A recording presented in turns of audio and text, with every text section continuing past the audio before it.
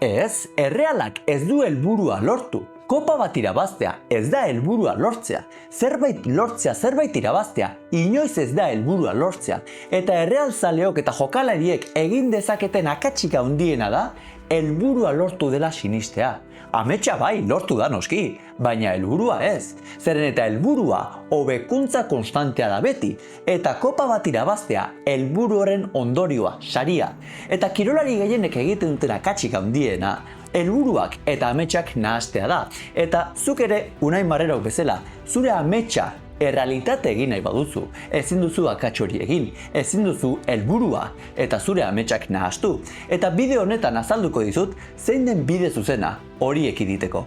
Zeren eta zu egunen batean profesional bilakatzea edota txapelketa bat irabaztea izan daitezke zure ametsak, baina inoiz ez helburuak. Zeren eta nik helburu bezala jartzen badut egunen batean profesional bilakatzea edota egunen batean txapelketa bat lortzea. Lortu ala ez lortu, sufritu egingo dut. Lortzen ez badut, frakasatu bat bezala sentituko nizelako. Eta ez dut uste zentzu handi duenik nik nire bururekin helburu batzuk jartzea, gero frakasatu bat bezala sentitzeko. Eta lortzen badut, bidean izan dudan motivazio eta gogoak galdu zaizkit. Orain zer, jada lortu dut, eta zer egin behar dut. Beste helburu bat aurkitu, berriro beharrean jarraitzeko, eta zergatik diot beharrean.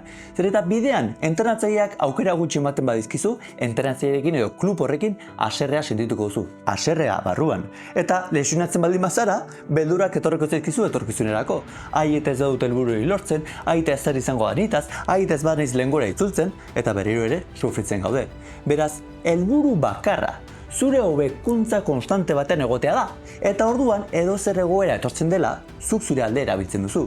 Aukera gutxi daudela, zu jarraitzen duzu zure helburuan, zure hobekuntza konstantean entrenamendu gehiago egiten, aukera gehiago merezial izateko. Lesio bat etortzen dela, aukera bezala ikusten du zure buruak, zure burua gehiago indartzeko eta lesiotik indartsuago itzultzeko. Beraz ez nahastu ametsak eta helburua. Errealak ez du helburua lortu, Unaiek ez du helburua lortu. Ametsa errealitate egitea lortu dute, baina helburuak amaigabea behar du. Egin dezakezun akatsik handiena, zure helburuari iraungitze data bat jartzea da.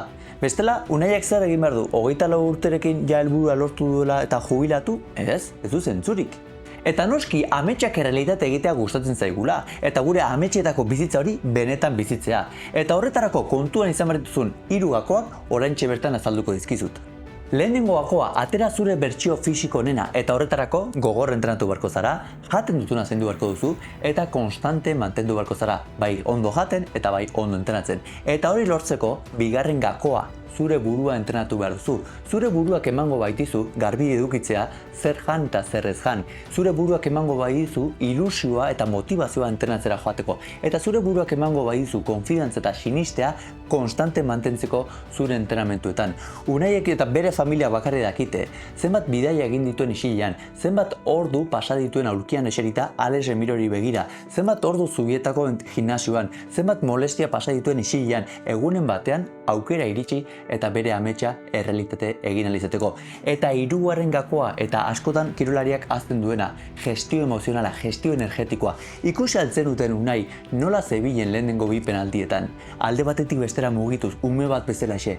Unaien buruan eta ez zegoen orduan, ez zegoen beldurrik ez zegoen presio, ez zegoen pentsatzen, ai, gelditu behar diat bestela frakasatuko diat. Ez, ziur nago bere buruan zegoela pentsatuz, nik ez dut hemen ezer galtzeko, presio guztia bera du, eta gainera sentitzen dut gelditu egingo dudala eta nire armaiarekin zelebratuko dudala. Eta energia guzti hori, maitasunarena, motivazioarena transmititu egiten da. Eta horrek bultzatzen du, horrek eramaten du kirolaria bere bertsiorik honen ematea garrantzitsuna den momentuetan.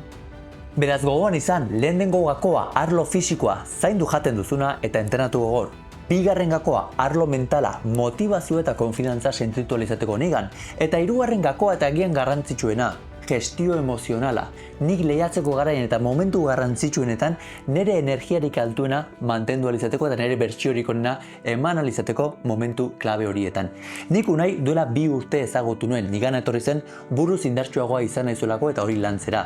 Eta gaur egun, astebetean, oso ezaguna egin da Euskal Herritik kanpora ere. Baina Unaiek betiko mutila izaten jarraitzen du, lehengo berdina da. Hau da, ez da baliotsuagoa persona bezala, txapeldun geratu delako. Nik uste baliotsuagoa dela, dituen balore balorengatik, duen nortasunagatik, langile borrokatu izateagatik, eta persona naturala izateagatik. Eta uste dut horrek eramango dutela 3 balore hauek hemendik egun batzutera jende asko berataz ahazten denean, lanean jarraitzera, bere helburuan zentratua jarraitzea, porterorik onena izan nahi izaten jarraitzea, eta horrek eramango du balore horik izateak amets gehiago materializatzeko aukera, amets gehiago errealitate egiteko aukera sortzea.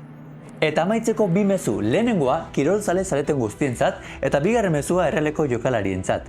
Lehenengoa, kirolzale zareten guztiok, zuek ere aste honetan finalaren aurretik, sentitu aldituzue anaitasuna, elkartasuna, motivazioa, ilusioa, gogoa, maitasuna.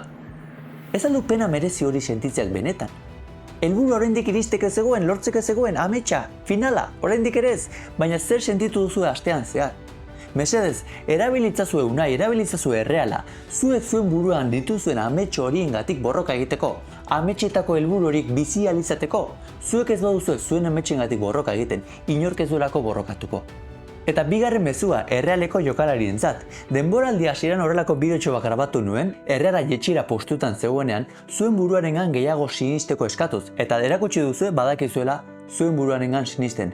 Baina orain mesedez eskatuko dizuena da, jarraitu lanean. Zeren eta nonbaitera iritsi garela uste dugunean gure buruak egoak dio, momentua dela orain disfrutatzeko. Eta finala ja disfrutatu da, jada iragana da, eta orain lanean jarraitzeko momentua da. Zeren eta energia hau, olatu hau jetxiko da, eta hor goran mantenduko gaituena, teknikoki onak izatea, fisikoki ongi preparatuak egotea, eta mentalki oso indartsuak izatea izango da. Beraz, mesedez, orain sentitzen duzuen motivazio eta indarrerekin jarraitu lanean gogor, inora iristeko beharri gabe eta inorekin konparatu gabe, gure burua hobetzeko nahiarekin bakarrik, hori baita gure helburu bakarra, gero eta hobeagoak izan nahi izatea, gure bertsiorik onena non dagoen ezagutu ahal izatea. Oazen!